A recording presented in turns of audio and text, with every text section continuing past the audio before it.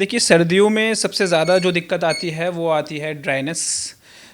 पानी के जिस्म में कमी होने की वजह से ड्राइनेस बॉडी में सबसे ज़्यादा आती है। उसके लिए ज़रूरी है कि सब आजकल देखा जाता है कि सोशल मीडिया पर लोग बहुत एक्टिव रहते हैं, स्पेशली लड़कियां। और वो चाहती हैं कि हम खूबसूरत दिखें, इसके लिए वो अलग अलग तरह के प्रोडक्ट्स यूज़ करती हैं। क्या इसका कुछ साइड इफ़ेक्ट भी हो सकता है? आपको ऐसा लगता है कि आपने ले लिया, वो आपको सूट कर रहा है, वो ठीक हो गए हैं आप, तो ज़रूरी नहीं है वो सभी के लिए होगा। ड्राइनेस हो जाती है, रैशेस हो जाते हैं शरीर पर, सूखा सूखा सा पड़ जाता है। ये क्यों होता है? डिहाइड्रेशन है, और डिहाइड्रेशन एक पहला मोड़ है, चढ़ाव है, उसके बाद ही रैशेज़ हो सकते हैं। हालांकि रैशेज़ शुरुआती तौर पे भी हो सकते हैं और बहुत अलग अलग बीमारी में हो सकते हैं।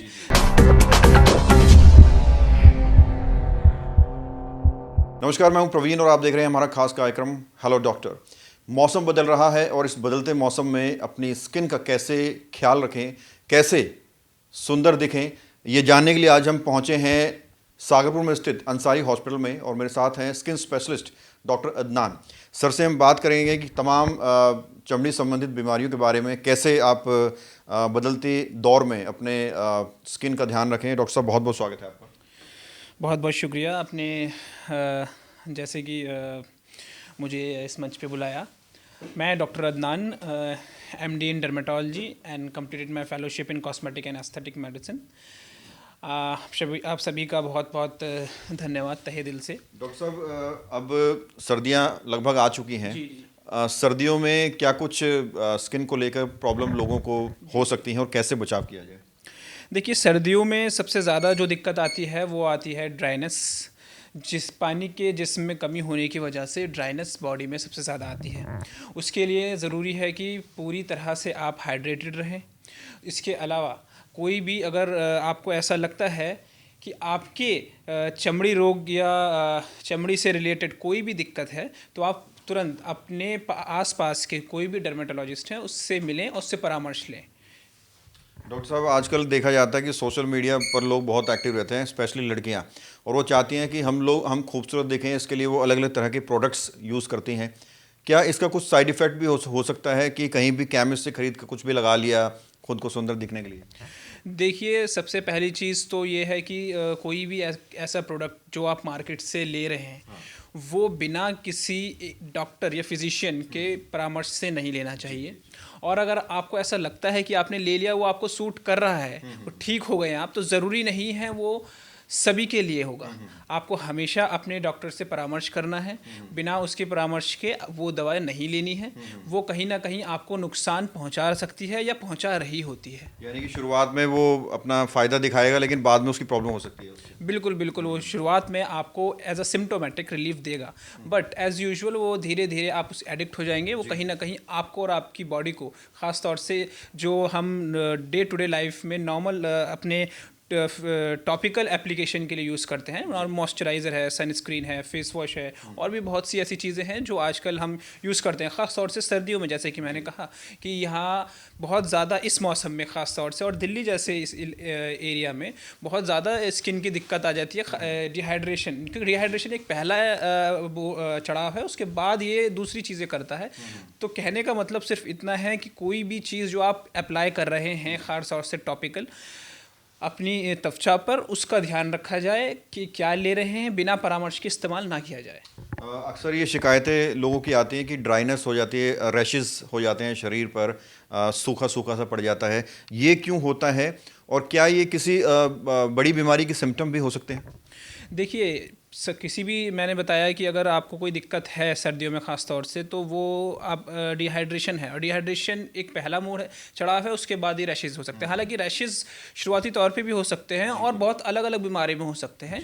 अर्टिकेरिया है, इसके अलावा हम जिसे मीज़ल्स है, या जिसे हम आमतौर पे खसरा कहते हैं, ये और भी बहुत सी ऐसी बीमारियां हैं। लेकिन डिहाइड्रेशन की वजह से होने वाले जो ये दाने हैं, वो बिल्कुल इस मौसम में दिख सकते हैं, और उससे बचाव के लिए ज़रूरी है कि आप अपनी बॉडी को डिहाइड्रेटेड रखें और मॉइस्चराइज करते रहें।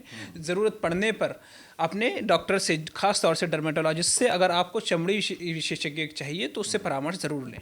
तो जो कंसल्टेंट होता है कि इसके लिए कुछ स्पेशल टेस्ट वगैरह भी रिकमेंड करता है?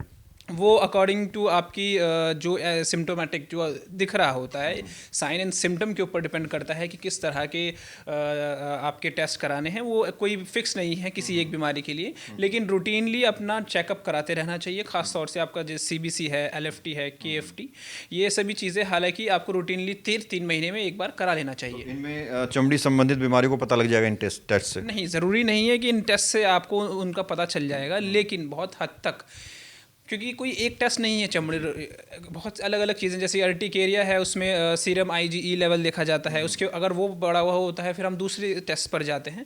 ऐसे अलग अलग टेस्ट हैं, अलग अलग चीज़ें हैं, कोई एक पर्टिकुलर टेस्ट इसके लिए नहीं है। ठीक है, ठीक है। डॉक्टर साहब, बहुत सारे लोगों में अक्सर देखा जाता है कि गर्दन के आसपास या कमर पे ब्लिस्टर्स निकल जाते हैं, दाने निकल जाते हैं, जिनको हम मस्से भी कहते हैं। तो ये क्यों निकलते हैं और इससे बचाव कैसे किया जाए, और अगर निकल गए हैं तो इसका क्या कुछ ट्रीटमेंट है?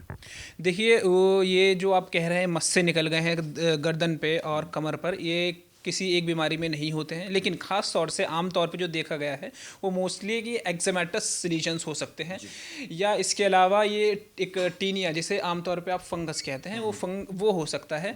ये तो देखकर ही पता चलेगा, एक डर्मेटोलॉजिस्ट देखकर ही बता सकता है कि वो है क्या। आप खुद से उसे देखें और फिर उसका इलाज कराएं, वो ठीक नहीं। बेहतर यही है कि आप अपने डॉक्टर से मिलें और फिर इलाज कराएं। लेकिन कोई अगर पर्टिकुलर ऐसे कि यहाँ रैश है गर्दन पर या कमर के पीछे है, कोई एक पर्टिकुलर चीज़ नहीं हो सकती, उसमें भी अलग अलग चीज़ें हैं। तो मैं ये जानना चाहता हूँ, मस्सों का इलाज दवाइयों से ही हो जाता है या फिर उसकी भी कुछ सर्जरी वगैरह छोटी मोटी होती है? मस्से बेसिकली आप मस्से कह रहे हैं वॉट को, बेसिकली मस्से हम वॉट को कहते हैं, और वॉट एक वायरल डिसऑर्डर है, वायरल डिजीज़ है, किसी वायरस से होती है।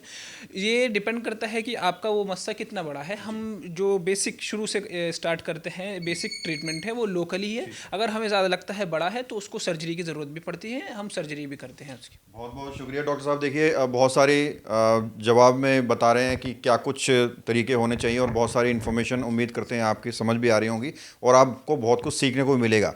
डॉक्टर साहब, एक सवाल ये है कि अक्सर देखा जाता है महिलाओं की आंखों के नीचे जो है सर्कल्स हो जाते हैं, ब्लैक सर्कल हो जाते हैं।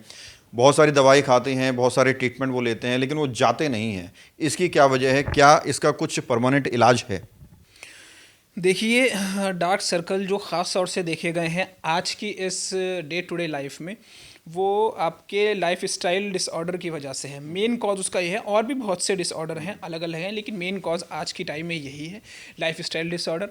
ख़ास तौर से स्ट्रेस है। अब वो स्ट्रेस कुछ भी हो सकता है, फिजिकल, सोशल, इमोशनल स्ट्रेस, या नींद पूरा ना हो पाना, इंसोम्निया जिसे कहते हैं, स्लीपलीनेस, या इसके अलावा आप अपने जो आपका डेली का जो आपका रूटीन है वो इतना ज़्यादा है कि आप बहुत ज़्यादा अपने आप को वक्त नहीं दे पा रहे हैं, सुकून नहीं है। ये इसके पीछे सबसे बड़ा फैक्टर है। और रही बात इसके इलाज की, तो आप इस चीज़ को हटा दीजिए, स्ट्रेस जो आप बेसिकली ले रहे हैं, या इनसोम्निया, अगर आपको नींद पूरी नहीं ले पा रहे हैं, इन चीज़ को हटा दीजिए तो आधी बीमारी ऐसे ही ठीक हो जाएगी। लेकिन फिर भी अगर कुछ रहता है तो मैं वही कहूँगा फिर से कि आप अपने डॉक्टर या अपने डर्मेटोलॉजिस्ट से मिलें और उसे दिखाएँ।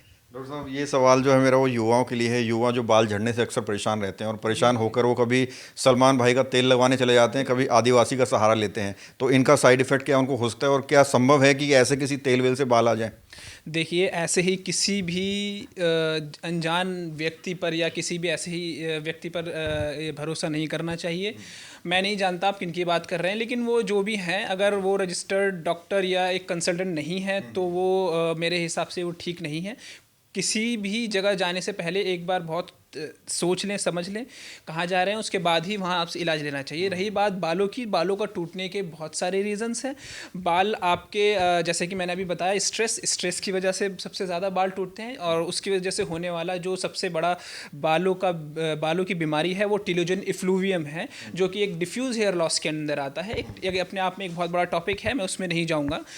इसके अलावा और भी बहुत सी चीज़ें हैं, जैसे कि आपकी डाइट में न्यूट्रिएंट्स की कमी हो जाना, या फिर आपका नींद पूरा ना हो पाना, उसकी स्ट्रेस होना, या इसके अलावा कोई ट्रॉमा हो जाना, या कोई सर्जरी रिसेंटली कोई हुई है वो होना, पोस्टपार्टम टिलोजन इफ्लूवियम भी देखने को मिला है, या कोई जेनेटिक भी हो सकता है ये। तो उसके हिसाब से इसके अलग अलग इलाज है, इसका भी कोई एक इलाज नहीं है। एक लास्ट सवाल है, डैंड्रफ से सर्दियों में अक्सर लोग परेशान रहते हैं, सिर पर टोपा लगाते हैं, सुबह उठते हैं तो देखते हैं कि डैंड्रफ बहुत ज़्यादा हो रहा है, और इसके लिए वो रोज़ शैम्पू भी लगाते हैं। तो कोई पर्टिकुलर जो है डैंड्रफ के लिए शैम्पू होता है, या फिर कोई भी शैम्पू लगा सकते हैं, साइड इफ़ेक्ट ना होता है? देखिए, सबसे पहले तो ये समझना होगा कि डैंड्रफ वो क्यों होता है। बेसिकली वो डैंड्रफ अनहाइजेनिक कंडीशन में मोस्टली देखा गया है। डैंड्रफ होने का एक कारण, सबसे बड़ा कारण है एक मैलेसीजिया फरफर नामक एक फंगई होता है, उसकी वजह से ये डैंड्रफ होता है। और अगर ये ज़्यादा ज़्यादा अरसे तक रह जाए, ज़्यादा टाइम तक रह जाए, तो ये सिबोरिक डर्माटाइटिस में कन्वर्ट हो सकता है, जो कि उसकी एक आगे कॉम्प्लिकेशन कह सकते हैं। फिर वो एक आगे की बीमारी है। लेकिन रही बात डैंड्रफ की, तो हमें रेगुलर अपने हाइजीन को मेंटेन करना चाहिए। और कोई एक पर्टिकुलर इसकी भी दवाई नहीं है, ये पर्सन टू पर्सन वेरी करता है। नॉर्मली हम इसमें एंटी फंगल्स देते हैं, और इसके साथ कोई एक शैम्पू जो आपके अच्छा क्लींस करे, आपके हेयर, आपके स्कैल्प को अच्छे से क्लींस अप करके आप उसको हाइड्रेट कर सके, हम वही इसमें इस्तेमाल करते हैं बेसिकली। डॉक्टर साहब, जो लोग आपको देख रहे हैं, आपसे मिलना चाहें, कंसल्ट करना चाहें, तो क्या कुछ आपकी अंसारी हॉस्पिटल में टाइमिंग है और यहाँ क्या कुछ फैसिलिटीज़ मिलेंगी पेशेंट को? देखिए, मैं डॉक्टर अदनान, एमडी डर्मेटोलॉजिस्ट, मैं यहाँ 9 से सुबह 9 से शाम के 5 बजे तक मंडे टू संडे अवेलेबल हूँ। और रही बात यहाँ के ये फैसिलिटीज़ की, तो यहाँ सारी वो सभी फैसिलिटीज़ हैं, चाहे वो डर्मा से रिलेटेड हो, डर्मेटोलॉजी के रिलेटेड हो, या एस्थेटिक्स से रिलेटेड हो, या कॉस्मेटोलॉजिस्ट से रिलेटेड हो। जिस तरह पीआरपी है, जीएफसी है, एक्सोसोम्स हैं, लेज़र्स है, या पील्स है, इलेक्ट्रोकॉटरी है, इसके अलावा माइक्रो निडलिंग है, डर्मा एब्रेजन है, डिफरेंट फेशियल्स हैं, hydra facials, medical facial, Korean facial and black facials का जिसे कार्बन फेशियल कहते हैं। और भी बहुत सारी सुविधाएं यहाँ उपलब्ध हैं। आप सुबह 9 से शाम के 5 बजे तक आकर मुझसे मिल सकते हैं, मुझसे परामर्श ले सकते हैं। बहुत बहुत शुक्रिया सर बात करने के लिए। Thank you so much. तो ये थे डॉक्टर अदनान, जिन्होंने स्किन प्रॉब्लम के बारे में बहुत सारी जानकारियाँ दी और आपके काम आने वाली हैं, और विषय बहुत बड़ा है। इसके संबंध में अगर आपका भी कोई सवाल है तो इस रिपोर्ट के कमेंट में आप मैसेज कर सकते हैं। नेक्स्ट टाइम जब डॉक्टर साहब से मिलेंगे तो आपका सवाल ज़रूर पहुँचेंगे। बहरहाल, आपको कोई भी परेशानी है स्किन संबंधित तो डॉक्टर साहब ने अपना टाइम बता दिया है। आप सागरपुर में स्थित अंसारी हॉस्पिटल में विजिट कर सकते हैं और अपना ट्रीटमेंट करा सकते हैं। कैमरा जर्नलिस्ट प्रशांत के साथ प्रवीण, इंडिया टाइम 24 न्यूज़। खबरों से खबरदार रहने के लिए चैनल को सब्सक्राइब करें और प्रेस करें बेल आइकन।